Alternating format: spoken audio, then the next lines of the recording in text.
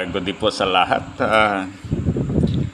Maraming nababahala na alimbawa nga magkakaroon ng gira sa Pilipinas na kung titingnan natin yung mga nangyayari parang ganun lang ang nangyayari, but sana hindi mangyari yan, ano.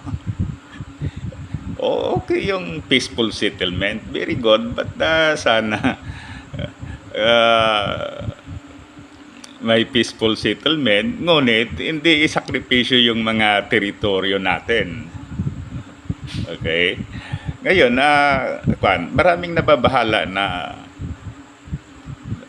na alimbawa daw, magkakaroon ng gera, aatras din yung mga Amerikano, so maiwan tayo na kawawa, no?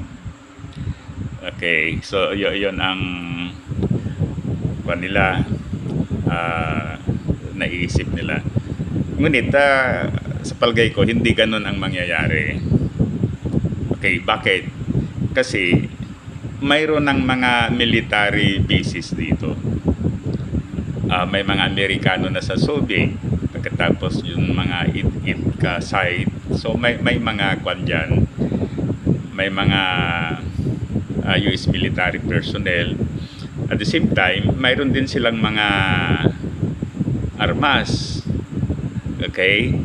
Ngayon, assuming nga na nung magkaroon ng gera, na sana nga hindi mangyayari, ano?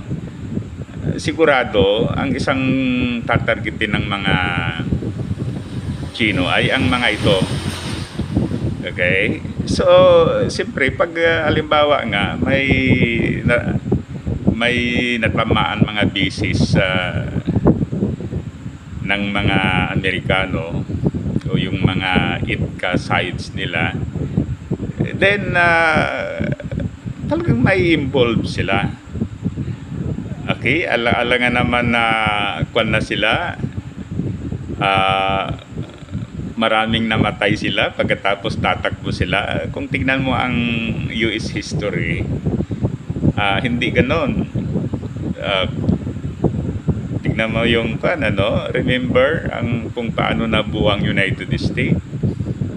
Nagsimula sa mga immigrant na talagang grabe din ang immigrant, mostly from Europe, na grabe din ang hirap na dinanas from American Indian, yung mga original people dyan, sasakit, at saka talagang sila nagkaroon ng Revolutionary War, talagang laban ng bongga-bongga. Pagkatapos Civil War, talagang imagine American versus American, South, yung mga Northern Americans versus Southern Americans. So grabe din ang nila, yung casualty, grabe yung sakripisyo ng both Northern Americans at saka Southern Americans. So revisit history, nandyan si yung mga General Lee, okay, si Jackson, Stonewall, okay, Grant, so, pagkatapos sa World War I, then World War II, kung wala ang United States, nanalo si Hitler. Okay, takpan din ng naging matagumpay yung mga Soviets dahil may second front na pinangungunahan ng mga Amerikano. Okay, so in other words, without the Americans, talo ang mga allies. So ganan niya, Vietnam, Afghanistan. So talagang din, kasi sa totoo lang, may din sila, may purpose for world domination. Okay, pero ang maganda naman in a democratic way. Yan. Ngayon, going back dito sa situation sa Pilipinas. So once natural talagang ma-involve sila. Ngayon dahil sa ma-involve na sila, then they will not retreat. Okay? Pagkatapos, another thing is that talagang gusto nilang magkaroon ng freedom of navigation dito sa China Sea. Then pagkatapos siyempre mayroon din silang trade war with China. Negosyo ang labanan.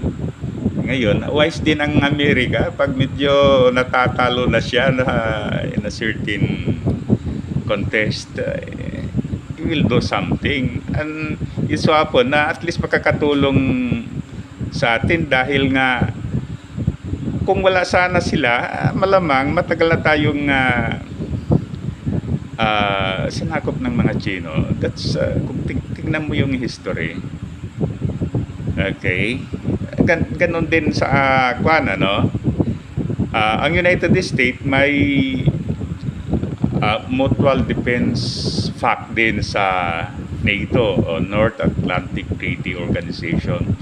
Sinabi doon na once United States will be involved in a war, then yung Article 3 or Article 4 yata hindi ako familiar dyan so it says na dapat tutulong ang NATO sa United States. So assuming na talagang ang Russia ay tutulong sa China, it is most possible, then nandyan naman ang NATO. Okay, nandyan ang Germany, nandyan ang Great Britain, nandyan ang France, nandyan ang Australia, Canada. Okay, at saka ano pang kaalyado ng China at saka Russia? North Korea. Okay, sa palagay ko halos pantay na yan yung North Korea versus South Korea. Although ang North Korea ay may nuclear weapons, pero malakas din ang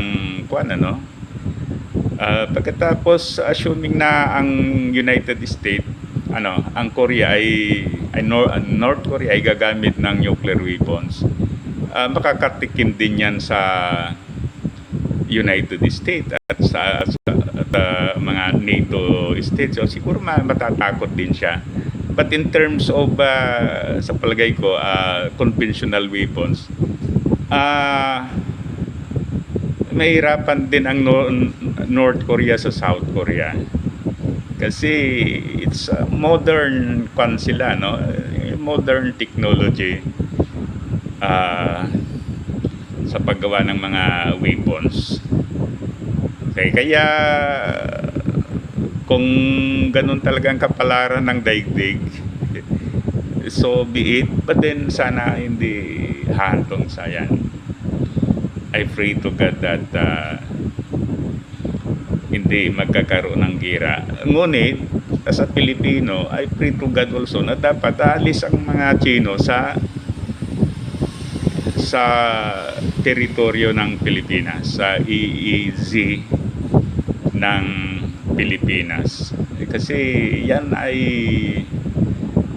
pamana sa atin ng ating mga ninono. Kaya yan ay Pilipinas. Kaya ganon. Tulad yung narinig ko na